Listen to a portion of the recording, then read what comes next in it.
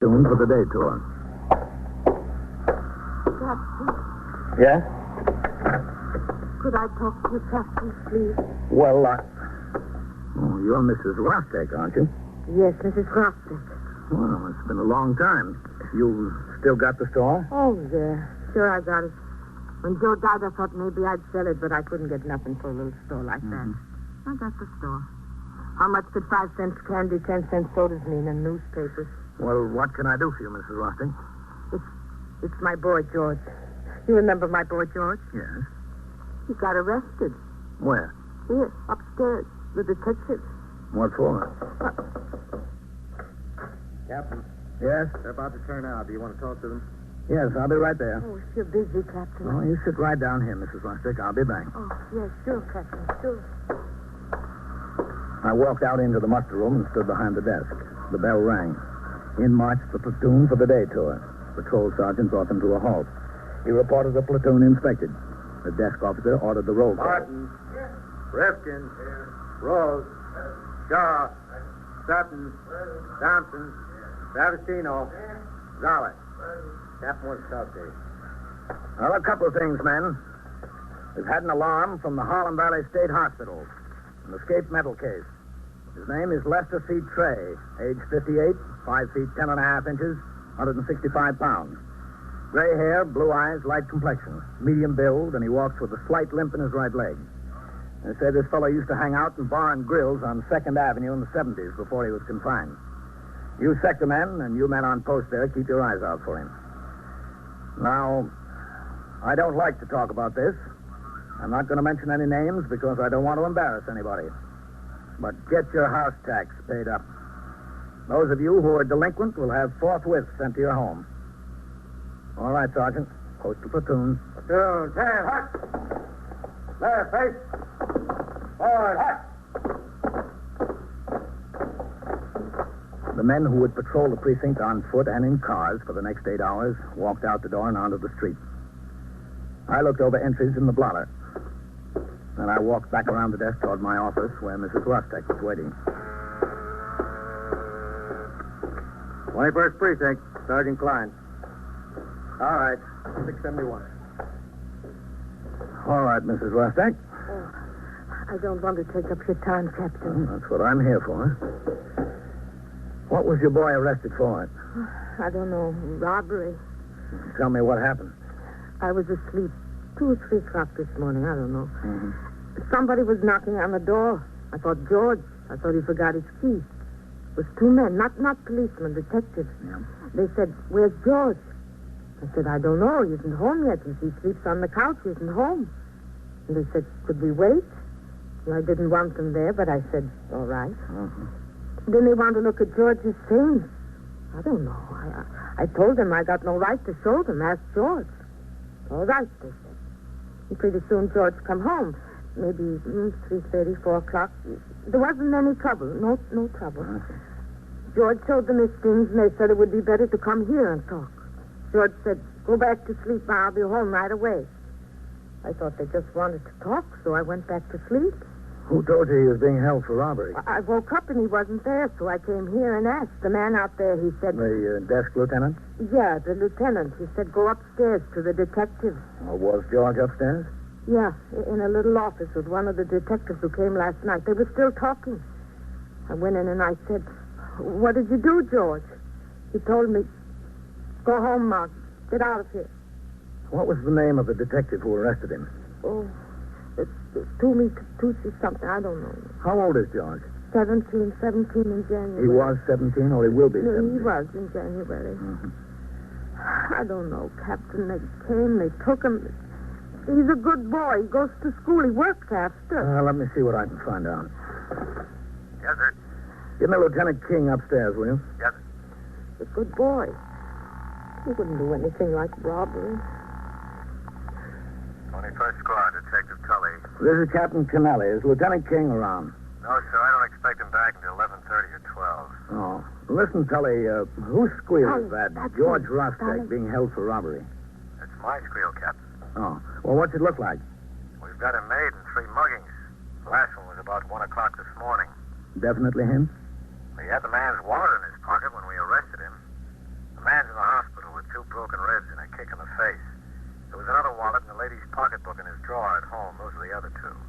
What does George say? Nothing, Captain. He's about the meanest, surliest kid I've seen all year. He won't tell me the right time of day. What are you going to do with him? We're waiting for the other victims, the man and the woman. When they get here, we'll have a lineup, and we'll take them down to court. Any particular reason you're interested, Captain? Well, his mother's here. Oh, yeah. He wouldn't even say hello to her when she was upstairs. She's had her hands full with that one, all right. Yeah. Well, thanks, Stelly. Anytime, Captain. Yes, he's charged with robbery, Mrs. Rostick. I don't believe it. I don't. They say he mugged 3 people. Mugged? What's mugged? Beat them up and robbed them on the street. One last night. He's still in the hospital. Not my George. I don't believe it. He's been in trouble before, hasn't he? He's a good boy, Captain. A very good boy. What are they going to do? What happens now? Well, they'll take him down to court this morning. Not for a trial. No, to felony court for a hearing to set bond. He needs a lawyer? Wouldn't be a bad idea. Oh, I don't know a lawyer. Do you know somebody, Captain? I can't recommend anyone, Mrs. Rostick. Oh, Mrs. DePronio from the hardware store. Her oldest boy is a lawyer. I'll ask her. Oh, what time in court? Where? Well, I've got to get through here first, but they'll go to felony court, 100 Center Street, in the criminal courts building. You sure it's not the trial? They won't send him away? All it's for is to set bail. Oh, how much does bail cost? You'd better get your lawyer, Mrs. Rostick. You can ask him all about that. Oh, all right. I don't know, Captain. I've raised him good. I sent him to school and to church. It's been hard since I buried his father, but I sent him. He's a good boy. You get your lawyer. I know you're very busy, Captain. Just one more thing. You know me, you know Joe a long time. 10, 12 years, I don't know. I do my best for him, Captain, my best. Yes, I'm sure you do. Please, one favor. If I can. Go upstairs. Talk to him. Say something to George. Ask him why. I want to know why he did this. I can't ask him. I can't. He needed money. I don't know. Well, that case is not in my hands, Mrs. Rostick. Please, Captain, please. All right. I'll talk to him. Come in. Captain, Yes? Patrolman Farrell has your car outside, Captain. He wants to know whether you're going to patrol any this morning. If not, he'll take it down to motor maintenance, have him look at a sticky valve. Oh, well, excuse me, Captain. Yes. Thanks for stopping in, Mrs. Rostick. Just talk to George. You'll see. He's a good boy. He's a very good boy. That's all right. Bye. Oh, what'd you say about my car, Sergeant? Farrell's got it outside, sir. If you're not going to patrol this morning, he'll drive down to motor maintenance and have him look at that sticky valve. Well, I was off all day yesterday. Why didn't you take it down there? Beats me, Captain. Well, you tell him to... Oh, just a second, yes. 21st Precinct, Captain Kennelly. Who? Oh, hello, Eddie. Yeah, sure. I got it down on my calendar. Wednesday, 4 p.m., Clinton Playground, softball field, Comets versus Eagles. The roof doesn't fall in on us. I'll be there to see at least part of the game. I'd sure like to. Thanks for calling to remind me, Eddie. Okay. Tell Farrell to come in here and talk to me about the car. Yes. Oh, and there's a communication from the Chief Inspector's office. Yes, sir. We're getting 3 brand new rookies for the night tour today. Tell McCarty I want Sergeant Burns to put them on 6 posts tonight. Put them someplace he can keep an eye on them. Yes, sir, right away. My operator, Patrolman Johnny Farrell, came inside, and I told him to drive down to Motor Maintenance Service Station number 1 at 16th Street and Avenue C and get the valve repaired. I finished up the morning's paperwork and looked over the departmental records of the 3 new rookies who would report at 4 p.m. for the night tour. At 10 o'clock, I walked upstairs to the 21st Detective Squad to keep my promise to Mrs. Rostick. Most of the men were out, as they should have been, making investigations on squeals assigned to them. The on-duty detective sat at his desk, typing out a UF-61 report. A woman, obviously a narcotics addict, was on the bench in a corner waiting for detectives of the narcotics squad to come and talk to her. The door to Lieutenant King's office stood half open. Detective Jim Tully, who was inside, saw me come into the room and walked out to greet me. Hello, Captain. How are you, Tully? Dragging. No sleep. I promised the mother I'd talk to that Rostick boy. I've known her for years. You can talk to him, Captain, but he won't say anything to you. I know kids. I like kids. I got one of my own his age, but this one, brother. Well, what does he say about these deals? He's not even sorry. He'd do it again. If you can figure him, Captain, you win the prize. He tried to pull away from me. I had to put the cuffs on him. You talk to your lawyer, man. Oh, hello, Matt. I didn't think you were here. Just got back, Captain. Close this, Lieutenant. Yeah, go ahead. Is Mother asked me to talk to him. Sure.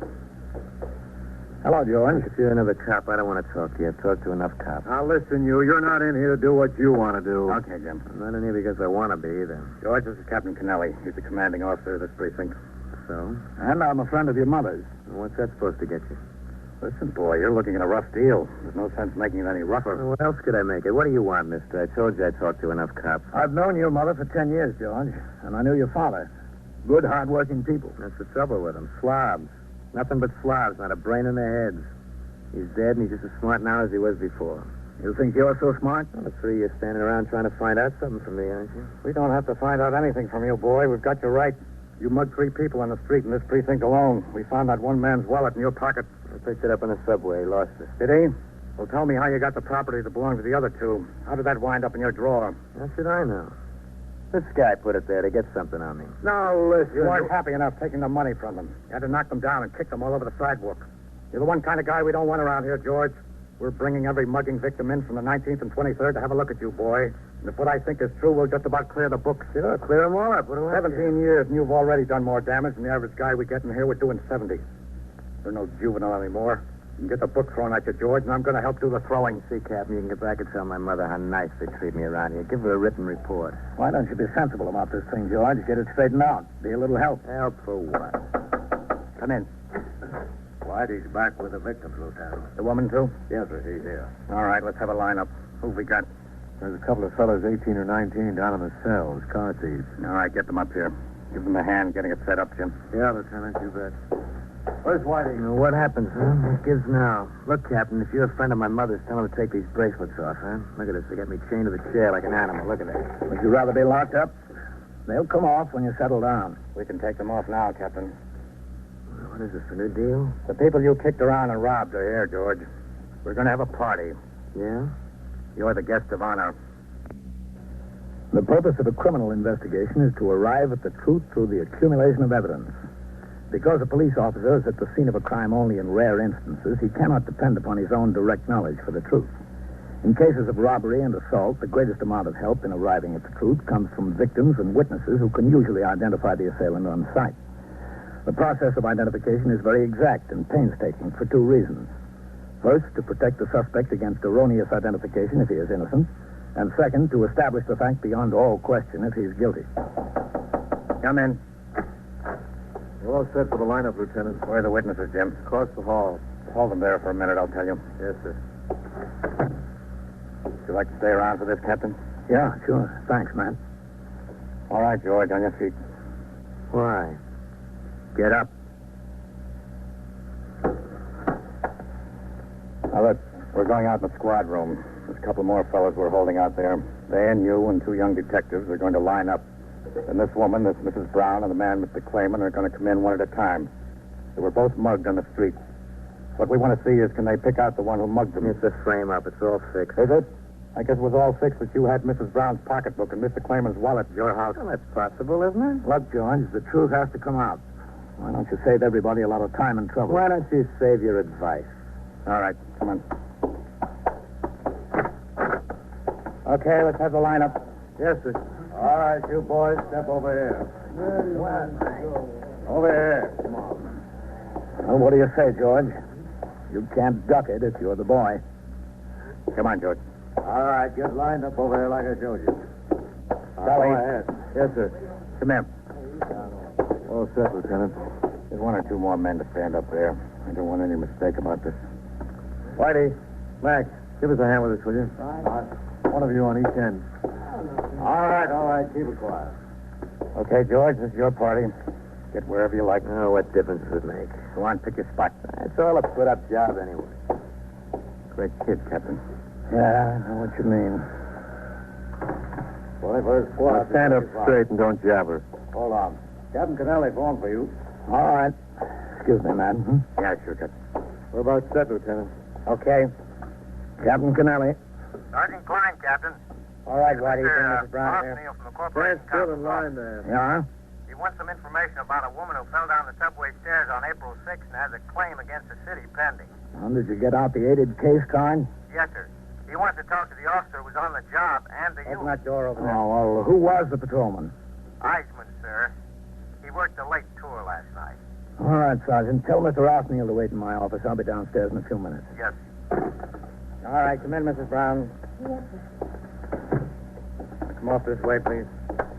this won't take long, will it? I have an appointment. No, I don't think so. At the beauty parlor. This is Captain Kennelly, Mrs. Brown. How do you do? Hello. I'm Lieutenant King. Hello. You see those men standing over there, Mrs. Brown? Yes. Could you identify any of them as the man who robbed you? Oh, well, it's an awful thing. I want you to be sure. I don't want any mistakes. Oh, there won't be any mistake. I'll be sure. I want you to look them all over good, every one of them. All right. Look them over twice if you have to. Keep quiet. If you see the one, tap him on the shoulder. And now? Yes, now. All right.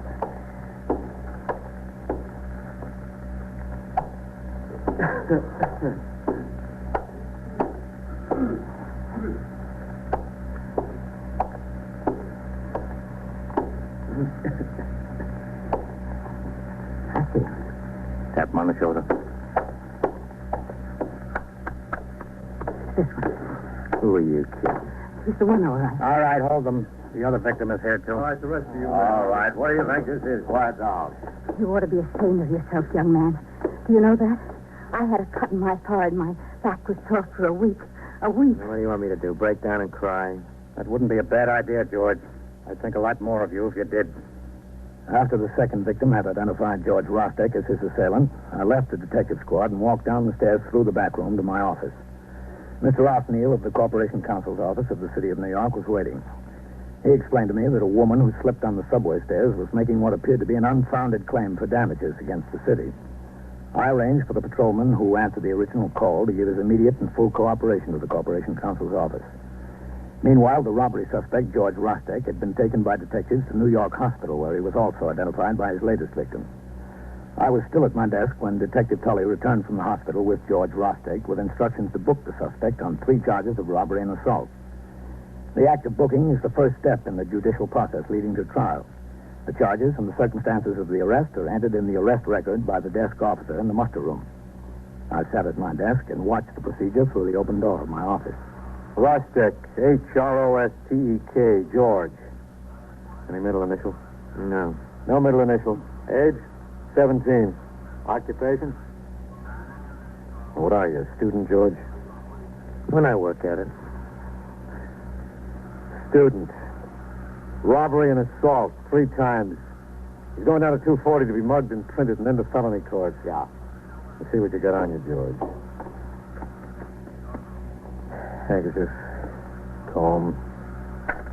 50, 70.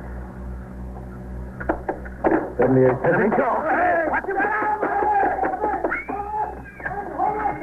It happened faster than it can be told. A citizen, a woman, had opened the front door leading to the street, apparently to make some inquiry or register a complaint. She held the door open while talking to a friend who remained on the sidewalk. The 17-year-old suspect saw his chance and made a break for the door. We were all out the door and onto the crowded street a few feet behind him, but he was young and fast, and he knew the neighborhood. He ran across the street, down the block, and disappeared between buildings. Within minutes, there were over 30 uniformed officers and detectives on the job. The search continued late into the afternoon. No luck. An alarm was put out by CB to every precinct in the city of New York. The store, owned by his mother, and the flat in which they lived were both put under surveillance. Detectives were sent to talk to all his known friends. By 6:15, when I signed the blotter and left the precinct to go off duty, there was still no sign of him. Nor was there when I called in twice that night and 3 times the next morning. When I came back on the job at 3:45 in the afternoon, Lieutenant King was waiting in the muster room for me.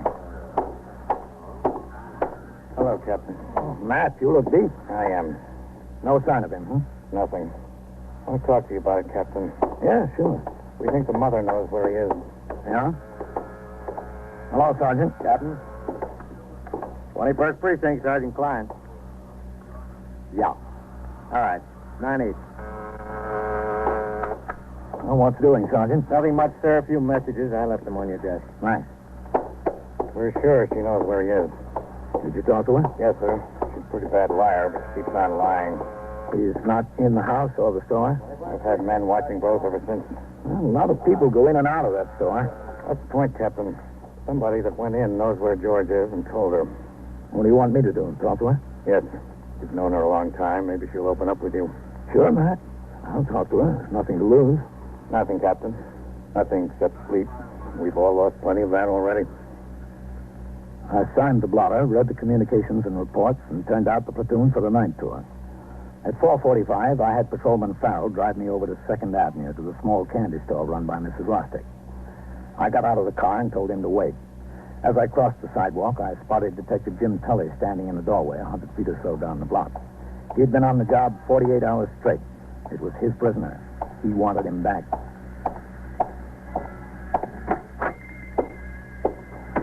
Hello, Mrs. Rostick. Captain. Hello. Well, it looks like George is in more trouble. He's a good boy, Captain. I tried. I did my best. It's not my fault. Nobody's blaming you. A soda? Would you like a soda? No, thanks. I'll take one. It's hot out. Where is he, Mrs. Rostick? I don't know. Not even a glass of water? No. I'll have something myself. Chocolate's nice the way I make it. George, I don't know. Maybe I didn't raise him right. Maybe I don't give him what he needs.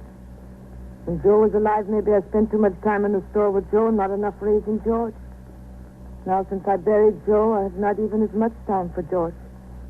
Well, he was in trouble, sure. Kid trouble. Just kids fooling around. But I tried. You can't say I don't try. And I love him. He's a good boy. Lieutenant King tells me he thinks you know where he is. No, I don't know. Don't ask me. I don't know. It's in the neighborhood someplace, isn't it? I don't know. Hello, Mrs. Roxy. Have you got Movie Glamour magazine? Right in back of your top shelf movie glamour. Where? Top shelf, you see. Oh, yeah. Oh, yeah. Can I have 2 dimes and a nickel and change, Mrs. Roxy? Here's the telephone. Yes, sure. They find George? No, not yet. Oh, excuse me. That's all right. Oh, well, I'll use the telephone. And don't you worry about him, Mrs. Roxy. He's smart. They won't get here. Yes. Very smart. Me, too. I'm very smart. Are you sure no soda, Captain? Positive. An ice cream, then? No? You tell me, Captain. You tell me what's best. If we don't get him soon, Mrs. Rostick, he's finished. He's young and he's got a chance to get straightened out. A good chance to get straightened out. If we don't get him, he can't do anything but get worse and worse. He's a good boy. He's very good. Worse and worse. So bad he'll never get straightened out. There'll be more muggings. He'll get a gun. He'll kill somebody or get killed himself. Himself? No. That's the way it'll be. The next charge will be murder. The line was busy. So wait and try again. Oh, they're on the phone all the time. What's the use? No, thank you, Mrs. Roxy. Bye. Where is he? I don't know. You want him to get straightened out, don't you? I don't know, but he does. Jonas. Yeah? He's been coming in for money to buy him food. He's hiding in a club room someplace, a club room that the boys have got. I put the money in the magazine, $5. Thanks, Mrs. Rostick. Captain, Yes? he's a good boy, Joe. A good boy. I hope he turns out to be. I looked both ways on the street. I saw that the girl had turned north and was walking slowly away from the store. I followed her until I got to the point where Detective Jim Tully was waiting in the vestibule. Jim. Hello, Captain. That girl, yellow dress and blonde hair. Yes, sir? George is hiding in the clubroom. Stay with her. She'll need you there. Thanks. Who told you, the mother? Yep. I don't get it. She was a clam with us. Why? Because George is a good boy. Get going. You'll lose her. Yes, sir. And so it goes on, around the clock, through the week, every day, every year. A police precinct in the city of New York is a flesh and blood merry-go-round. Anyone can catch the brass ring, or the brass ring can catch anyone.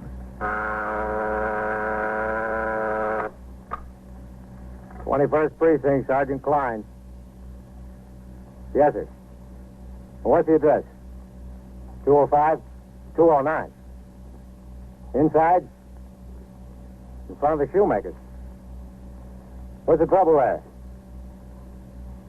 What'd the men have?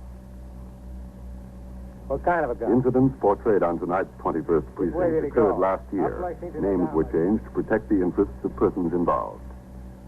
21st Precinct is presented with the official cooperation of the Patrolmen's Benevolent Association, an organization of more than 19,000 members of the Police Department, City of New York. Everett Sloan in the role of Captain Kennelly, Ken Lynch as Lieutenant King. Featured in tonight's cast were Barbara Weeks, Elaine Ross, Linda Watkins, Lawson Zerbe, Bob Reddick, and George Petrie. Written and directed by Stanley Niss. Produced for CBS Radio by John Ives. Art Hanna speaking.